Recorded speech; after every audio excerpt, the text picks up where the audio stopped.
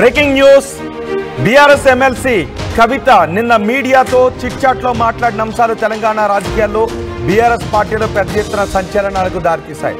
కవిత chit chat లో మాట్లాడిన మాటలపై మాజీ ఎంపీ వినోద్ కుమార్ కూడా మీడియాతో చిట్ చాట్ లో మాట్లాడారు. ఆయన ఏమన్నారు అంటే రాజకీయాల్లో ఇలాంటి ప్రకంపనలు చాలా సహజం అని వినోద్ కుమార్ అంటున్నారు. చాలా పార్టీలో ఇలాంటి ప్రకంపనలు చూసాము, కేవలం బీఆర్ఎస్ లో మాత్రమే కాదు అని వినోద్ కుమార్ అన్నారు. అయితే కవితలో అంత ఆవేదన ఇప్పుడే చూశాను అని వినోద్ కుమార్ కూడా కవిత ఆవేదనపై ఆయన ఆశ్చర్యాన్ని కూడా వ్యక్తం చేశారు. పార్టీలో సమస్యలు త్వరలోనే సద్దుమణుగుతాయి అని బీఆర్ఎస్ నేత వినోద్ కుమార్ అంటున్నారు. కవితతో మాట్లాడే ప్రయత్నం చేస్తాను అని వినోద్ కుమార్ అంటున్నారు. కవిత వ్యాఖ్యలపై పార్టీలో చర్చ జరుగుతుంది అని వినోద్ కుమార్ మాట్లాడారు. ఇవన్నీ కూడా మీడియా చిట్ చాట్లో వినోద్ కుమార్ మాట్లాడారు. మా ప్రతినిధి మధు ఉన్నారు పూర్తి సమాచారం అందించడానికి. మధు, కవిత మీడియా చిట్ చాట్లో మాట్లాడిన మాటలపై అన్ని పార్టీలు తలో రకంగా మాట్లాడుతూ ఉన్నాయి. ఇప్పుడు బీఆర్ఎస్ ఏం చేయబోతోంది, కవితకు షోకాజ్ నోటీస్ జారీ చేస్తుందని కూడా మాటలు వినిపించాయి. అదే సమయంలో వినోద్ కుమార్ మాట్లాడారు. ఇవన్నీ కూడా పార్టీల్లో చాలా సహజం, కవితతో మాట్లాడతానని వినోద్ కుమార్ ఇంకేం మాట్లాడారు ఈ చిట్ చాట్లో? ఎగ్జాక్ట్ అంటే కవితలో ఇంత ఆవేదన ఉన్న విషయం ఇప్పుడే చూసాను అనేటువంటి స్టేట్మెంట్ చేశారు.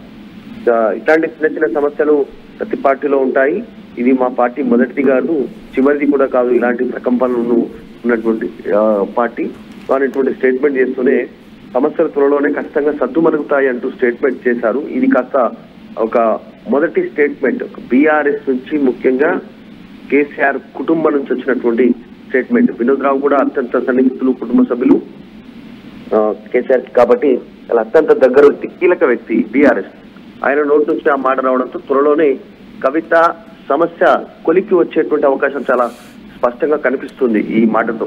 ఇంకొకటి షోకాజ్ నోటీస్ గురించి ఆమె మాట్లాడినటువంటి మాటల వల్ల చర్చ జరుగుతుంది పార్టీలో ఖచ్చితంగా. అది దాన్ని ధృవీకరిస్తూనే ఆయన త్వరలోనే సమస్య పరిష్కారం అవుతుందని చెప్తూ షోకాజ్ నోటీస్ కు సంబంధించి చిట్ చాట్ లో మాట్లాడినటువంటి అంశాలపైన దానికి షోకాజ్ ఎలా ఇస్తాం అంటే ఆధారం లేదు, ఆడియో కానీ వీడియో కానీ రికార్డింగ్ లేదు, దానికి సంబంధించి బయటికి రాలేదు. సో ఆ విషయంపైన ఆయన అట్లా రియాక్ట్ అయ్యే ప్రయత్నం చేస్తారు. చిట్ చాట్ లో మాట్లాడితే నోటీస్ ఇవ్వము అనేటువంటిది. మరి త్వరలోనే కవితతో మాట్లాడే ప్రయత్నం చేస్తాను, కవిత సమస్యపై పార్టీలో తొందరలోనే ఒక కొలిక్కి వస్తుందని అనుకుంటున్నాను అనేటువంటి ఒక కీలక స్టేట్మెంట్ చేశారు. మొత్తానికి ఆయన పార్లమెంట్ లో కరుణానిధి, అలిగిరి, కానిమొళి ఫ్యామిలీ రాజకీయాలు చూసాం.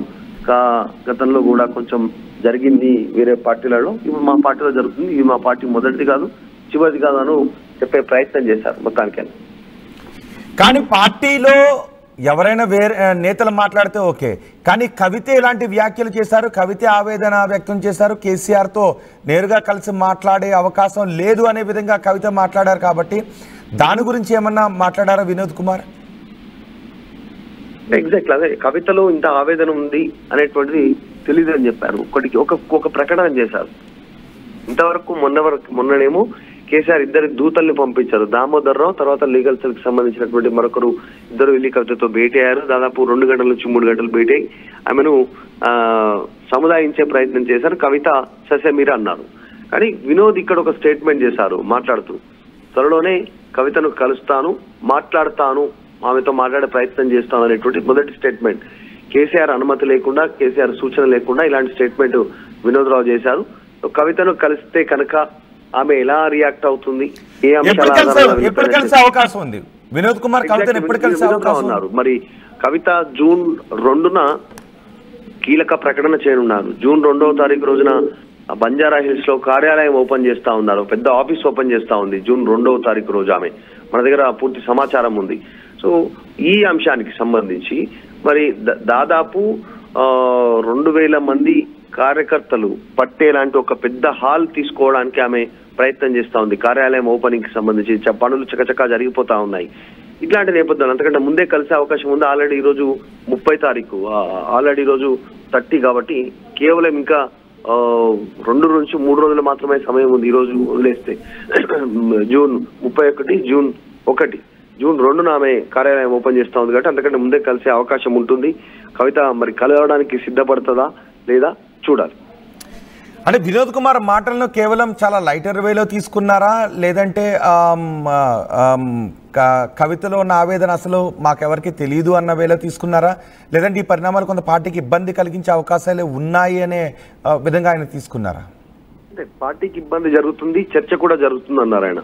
కానీ కవితలో ఇంత ఆవేదన ఉంది, ఇంత ఆమె మదన పడుతున్నారు, ఆమెకి జరుగుతున్నటువంటి అన్యాయం పైన అనేటువంటిది గుర్తించలేకపోయామనేటువంటి స్టేట్మెంట్ చేశారు. సో మొత్తానికైతే కవితను త్వరలోనే గుర్తించడం కంటే ఆమె నిన్న చేసిన వ్యాఖ్యలన్నీ కూడా కేటీఆర్ ని ఎక్కువగా టార్గెట్ చేసుకునేవి. అందరినీ కూడా టార్గెట్ చేసుకున్నారు. హరీష్ రావుని టార్గెట్ చేశారు, అధినేత కేసీఆర్ ని టార్గెట్ చేశారు. ఆ తర్వాత ఎక్కువగా టార్గెట్ చేసింది కేటీఆర్ ని. ఇంటి ఆడబడుచుని అని కూడా చూడకుండా కొంతమంది పేట ఆర్టిస్టుల చేత మాటలు అనిపిస్తున్నారు, సోషల్ మీడియాలు అంటూ మాట్లాడారు. సో ఆ విషయాల గురించి ఏమైనా మాట్లాడారా? ఎగ్జాక్ట్లీ, అంటే చాలా స్పష్టంగా చెప్పారు. నిజంగా ఆమె ఒక పేరు మాత్రమే తీసుకోలేదు, కానీ డైరెక్ట్ గా కేటీఆర్ టార్గెట్ గానే ఆమె స్టేట్మెంట్స్ అన్ని ఉన్నాయి. చాలా ఓపెన్ గా మాట్లాడారు. కేటీఆర్ ను ఉద్దేశిస్తూ పార్టీలో కార్యక్రమాలు క్షేత్రస్థాయిలో చేయట్లేదు, ట్వీట్లకే పరిమితం అవుతా ఉన్నారు, ఇలా అనేక కేవలం అన్నను టార్గెట్ గానే స్టేట్మెంట్ చేశారు చాలా స్పష్టంగా. ఇక్కడ వినోద్ రావు ఈ అంశం పైన రెస్పాండ్ అయ్యి ఇంత ఆవేదన ఉంది తెలియదు కాబట్టి ఈమె ఆవేదన కంటే వర్కింగ్ ప్రెసిడెంట్ వైఫల్యం గురించి ఆమె మాట్లాడారు. సో వర్కింగ్ ప్రెసిడెంట్ గా వైఫల్యం చెందుతున్నారు అని కవిత మాట్లాడారు. కాబట్టి వీటి గురించి వినోద్ కుమార్ ఏమైనా మాట్లాడారా? బీజేపీతో కలిసి పని చేయాలి అనుకునేటువంటి అంశం పైన మాట్లాడారు. ఎందుకంటే కేటీఆర్ పైన చాలా పెద్ద ఆరోపణ చేశారు ఎమ్మెల్సీ కవిత. బీజేపీలో బీఆర్ఎస్ ని విలీనం చేసేటువంటి దిశగా ప్రయత్నాలు కొనసాగుతున్నాయి అనేటువంటిది అన్న పైన కేటీఆర్ పైన చేసినటువంటి పెద్ద స్టేట్మెంట్. కాబట్టి ఆయన దానిపైన క్లారిటీ ఇచ్చి, గతంలో టీఆర్ఎస్ గా ఉన్నప్పుడు టీడీపీతో కలిసి పనిచేసాము, కాంగ్రెస్ వామపక్షాలతో కలిసి పనిచేసాము, ఇప్పుడు ఒక బీజేపీతో మాత్రమే పని చేయలేదు అంటూ స్టేట్మెంట్ చేశారు. ఒకవేళ బీజేపీతో కలిసి పనిచేయాలనుకుంటే ఎప్పుడో పొత్తు పెట్టుకునే వాళ్ళం కదా, ఎందుకు ఇలాంటి చర్చ జరిగేటువంటి అవకాశం ఉంటుందంటూ స్టేట్మెంట్ చేస్తూ త్వరలోనే సమస్య పరిష్కారం అవుతుంది అంటే కవితను బుజ్జగించే ప్రయత్నాలు త్వరలోనే జరగనున్నట్టుగా తెలుస్తోంది. కాకపోతే డైరెక్ట్ గా ఆమె ఎవరు చెప్పినా వినడానికి సిద్ధంగా లేదు. First of all KCR direct గా బీఆర్ఎస్ సుప్రీం కేసీఆర్ చెప్తేనే వినడానికి సిద్ధంగా ఉంది. ఆమె లేక బయటకు వచ్చినటువంటి అంశాన్ని ఎవరు బయట పెట్టారో చెప్పాలనే డిమాండ్ తో పాటు కేసీఆర్ రెస్పాండ్ కావాలి, ఈ అంశంలో ఒక క్లారిటీ ఇవ్వాలనేటువంటి ఒక డిమాండ్ ఆమె తెరపైకి తెస్తా ఉంది. కాబట్టి ఇవన్నింటినీ జరుగుతున్న పరిణామాలను గమనిస్తున్నామని చెప్పారు వినోద్ కుమార్. త్వరలోనే కవితను కలిసి ఆమెతో మాట్లాడతాం, ఈ సమస్యను పరిష్కారం అయ్యేలాగా చూస్తాం, త్వరలోనే సమస్య పరిష్కారం అవుతుంది పార్టీలో అనేటువంటి స్టేట్మెంట్ చేయడంతో నిజంగానే జూన్ 2 లోపల ఆమెను సంప్రదిస్తే కనుక క్లారిటీ వచ్చే అవకాశం ఉంది. అసలు ఏం జరగబోతోంది జూన్ 2న ఏం జరగబోతోంది అన్న దాని గురించి పార్టీ ఏమన్నా సీరియస్గా ఉందా? ఎందుకు కవిత ఒకవేళ నిజంగా ఇప్పటికే వస్తున్న ఊహాగానాలను కవిత నిజం చేస్తే అది బీఆర్ఎస్కి పెద్ద దెబ్బ తగిలే అవకాశం ఉంటుంది. సో జూన్ 2వ తారీఖున ఏదో జరగబోతోందని అన్ని పార్టీలు కూడా మాట్లాడుకుంటూ ఉన్న సందర్భంలో అలాంటి ప్రయత్నాలకి బలాన్ని చేకూర్చే ప్రక్రియ కనబడుతున్న సమయంలో ఏం జరగబోతోంది అన్న దాని గురించి ఏమైనా మాట్లాడారా? కవిత ఆఫీస్ ఓపెన్ చేయబోతా ఉంది, ఇది కన్ఫర్మ్ న్యూస్. చాలా కార్యాలయం చూస్తా ఉన్నారు, చాలా పెద్ద ఆఫీస్ ఓపెన్ చేస్తా ఉన్నారు. ఆ ఆఫీస్ అనేటువంటిది రాబోయే రోజుల్లో పార్టీ ఆఫీస్ గా మారుతుందా లేదంటే జాగృతి ఆఫీస్ గానే ఉంటుందా? ప్రస్తుతానికి జాగృతి ఆఫీస్ అని చెప్తా ఉన్నారు. ఆమె మొన్ననే సింగరేణి విషయంలో సింగరేణికి సంబంధించిన ప్రాంతంలో జాగృతి టీం ఏర్పాటు చేశారు, కోఆర్డినేటర్ని ఏర్పాటు చేస్తారు. తెలంగాణ వ్యాప్తంగా ఉన్నటువంటి జాగృతి టీంకి సంబంధించి కోఆర్డినేటర్ని ఏర్పాటు చేశారు, కొంతమందికి ఇన్ఛార్జ్లను ఇచ్చారు, నియామకాలు చేస్తా ఉన్నారు. రేపు జూన్ 2న తెలంగాణ ఆవిర్భావ దినోత్సవం, చాలా అత్యంత కీలకమైనటువంటి రోజు.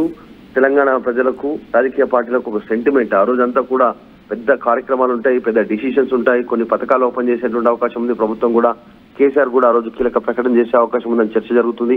సో కవిత ఆ రోజు పార్టీ కార్యాలయాన్ని ఓపెన్ చేస్తా ఉన్నారు. మరి అది జాగృతి టీం వరకే పనిచేస్తుందా లేదంటే బీఆర్ఎస్ నుంచి దూరంగా ఉంటూ రేపు ఫ్యూచర్ లో పార్టీగా మారే అవకాశం ఉందా జాగృతి అనేటువంటిది క్లారిటీ ఉంది, క్లారిటీ ఇచ్చే అవకాశం ఉంది. సో జూన్ 2న మాత్రం ఒక డిసిజన్ తీసుకోబోతా ఉన్నారు ఎమ్మెల్సీ కవిత. మరి అది పార్టీ దిశగా అడుగులు వేస్తారా, ఎలాంటి దిశగా అడుగులు వేస్తారా సస్పెన్స్ ఉంది. కాకపోతే జరుగుతున్న పరిణామాలను కేసీఆర్ కీన్ గా అబ్జర్వ్ చేస్తా ఉన్నారు, తెలుసుకునే ప్రయత్నం చేస్తా ఉన్నారు. సన్నిహితుల ద్వారా ఏ కూతురు ఏం చేయబోతా ఉంది అనేటువంటిది. అంతకంటే ముందుగానే ఆయన కూతుర్ని పిలిపించుకుంటారా లేదంటే మరొక దూతను పంపిస్తారా క్లారిటీ రానుంది. జూన్ 2కి మాత్రం కవిత బిగ్ డిసిషన్ తీసుకోబోతా ఉంది. రైట్ మధు. మీడియాతో మాజీ ఎంపీ బీఆర్ఎస్ నేత వినోద్ కుమార్ చిట్చాట్లో మాట్లాడారు. రాజకీయాల్లో నిన్న కవిత మాట్లాడిన మాటలు తెలంగాణ రాజకీయాల్లో పెద్ద ఎత్తున సంచలనంగా మారాయి. కవిత నిన్న మీడియా చిట్చాట్లో బీఆర్ఎస్లో ఏం జరుగుతోంది అన్న దాని గురించి మాట్లాడారు. బీఆర్ఎస్లో ఎవరు పేర్లు తీయకుండా అందరినీ కూడా ఆమె విమర్శల పాలు చేశారు. అంతేకాదు తాడో పేడో తేల్చుకోవడానికే కవిత సిద్ధమయ్యారు అనే సంకేతాలు మీడియా చిట్చాట్లో ఇచ్చారు. అయితే ఇప్పుడు వినోద్ కుమార్ అంటున్నారు రాజకీయాలు ఇలాంటి ప్రకంపనలు సహజం, చాలా పార్టీలు ఇలాంటి ప్రకంపనలు చూసాము అని. కవితతో నేను మాట్లాడతాను అని వినోద్ కుమార్ అంటున్నారు. కవితలో అంత ఆవేదనను నేను ఇప్పుడే చూశాను అని వినోద్ కుమార్ అంటున్నారు. పార్టీలో సమస్యలు త్వరలోనే సద్దుమణుగుతాయని వినోద్ కుమార్ ఆశాభావం వ్యక్తం చేశారు. కవితను కలిసి మాట్లాడే ప్రయత్నం చేస్తాను అని వినోద్ కుమార్ అంటున్నారు. కవిత వ్యాఖ్యలపై పార్టీలో ఇప్పుడు చర్చ జరుగుతోంది. కవిత జూన్ 2వ తారీఖున ఒక కీలక ప్రకటన చేయబోతున్నారు అనే చర్చ పెద్ద ఎత్తున జరుగుతోంది. మరి కవిత జూన్ 2వ తారీఖున ఏం చేయబోతున్నారు అనే విషయం గురించి తెలంగాణ ప్రజలుగా మీరేమనుకుంటున్నారు? మీ అభిప్రాయాన్ని కామెంట్ బాక్స్లో తెలియజేయండి.